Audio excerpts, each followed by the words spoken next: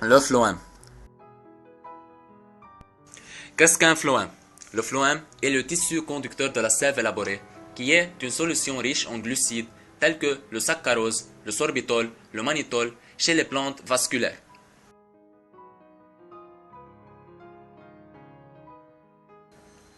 Coloration d'une coupe transversale de tige, le phloème conducteur de la sève élaborée.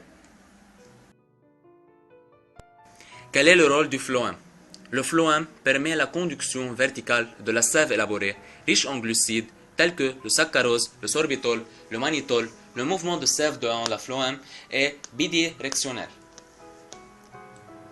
Le phloème a aussi un rôle de réserve avec les parenchymes et un rôle de soutien avec les fibres lébériennes et les sclérites dans les troncs des arbres. Le phloème peut faire partie de l'écorce. Pour cette raison, son nom provient du mot grec phlos qui signifie écorce.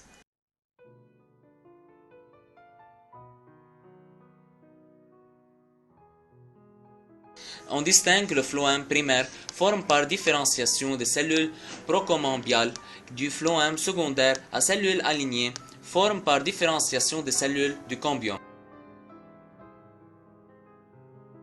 Plantes vasculaires produisent des nutriments tels que le saccharose dans leurs feuilles.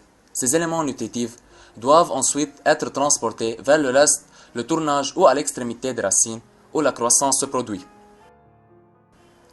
Les feuilles sont désignées comme sources et les extrémités des pousses et des racines sont appelées leviers.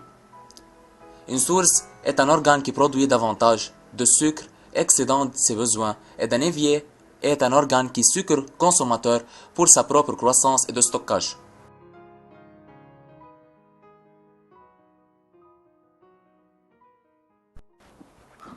Il y a deux genres de vasculaires qui conduisent les tissus dans la plate. Xylème conduit l'eau et les minéraux dissous, et la phloème qui conduit les carbohydrates, essentiellement saccharose.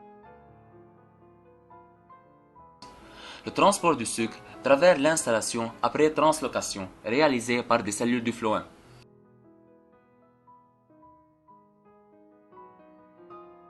Les cellules du phloème sont reliées les unes aux autres, bout à bout, par des plaques de Tami.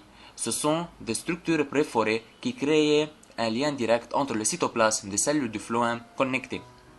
Phloème chargement est le processus par lequel les glucides entrent dans les tubes criblés à la source. À la suite de phloème de chargement, une forte concentration de sucre dans les cellules du phloème développe à proximité de la source.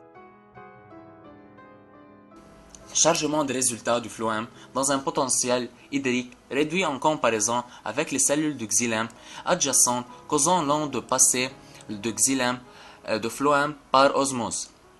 Cet afflux doit créer une pression turgescence à grande proximité de la source et diminuer la pression de turgescence près de l'évier, ce qui provoque le mouvement de l'eau et le sucre à partir de la source de l'évier. Saccharose est enlevé à l'évier par mécanismes de transport actifs différents en fonction du type cellulaire. Dans certaines cellules des plantes, une protéine de transport située dans la membrane de la vacuole de stockage appelée tonoplaste transporte saccharose à partir du cytoplasme de cellules éviées dans la vacuole au détriment de l'ATP, ce qui réduit la concentration de saccharose dans la cellule évier, ce qui améliore la circulation de saccharose à partir des cellules de phloème à travers les cellules de compagnie et dans la cellule évier. Tous ces événements produisent un flux continu d'eau à partir du xylème, de phloème et puis de nouveau à xylème. L'eau sortant du phloème dans la racine se déplace vers le haut principalement en raison de la transpiration et non pas en raison de différences possibles entre l'eau du xylème et le phloème.